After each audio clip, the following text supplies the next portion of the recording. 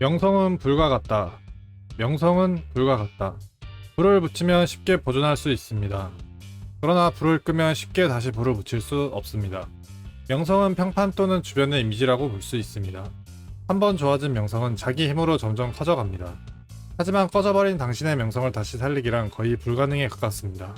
평가 중인 상태에서는 어떻게든 변할 수 있지만 평가가 끝나버린 상태에서는 평가를 다시 받기란 정말 힘듭니다. 남의 눈치만 보라는 건 아닙니다. 자신이 옳다 생각하면 남의 눈치는 볼 필요가 없습니다. 그리고 그 행동들이 명성이 되고 평판이 되고 이미지가 됩니다. 기회가 기회를 만든다. 사람은 기회를 찾을 때마다 기회를 만들어야 합니다. 기회는 연속적입니다. 하나의 기회가 다른 기회로 연결됩니다. 모든 기회는 예측이 가능합니다. 지나간 기회는 더 이상 기회가 아닙니다.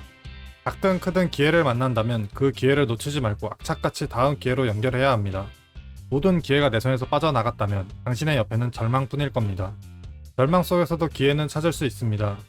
당신이 절망 속에서 무뎌지지만 않는다면 기회는 언제나 발견 가능합니다. 오류 속의 진실. 진실은 혼란에서보다 오류에서 더 쉽게 나옵니다. 우리에게 좋은 이론이 필요한지에 대해서 생각해볼 필요가 있습니다. 잘못된 이론이라도 우리에게는 필요합니다. 이론이 없다면 우리는 혼란스럽고 어둠 속에 존재할 것입니다. 진실은 더욱더 멀어질 것입니다. 틀린 이론은 수정하면 됩니다. 그리고 진실에 다가가면 됩니다. 하지만 아무 이론도 없는 혼란 상태라면 기준점이 없게 됩니다.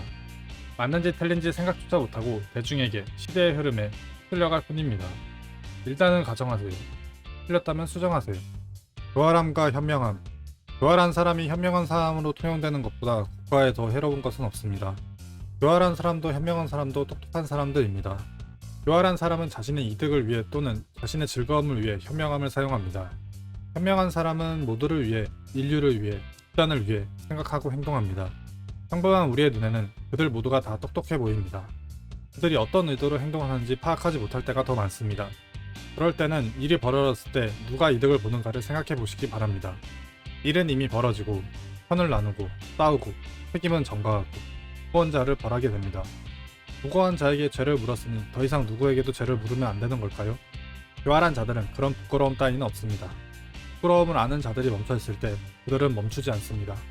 책임을 지는 건 옷을 벗고 아무것도 안 하는 것이 아닙니다. 책임을 지는 건 잘못된 것을 바로잡는 게 책임을 지는 것입니다.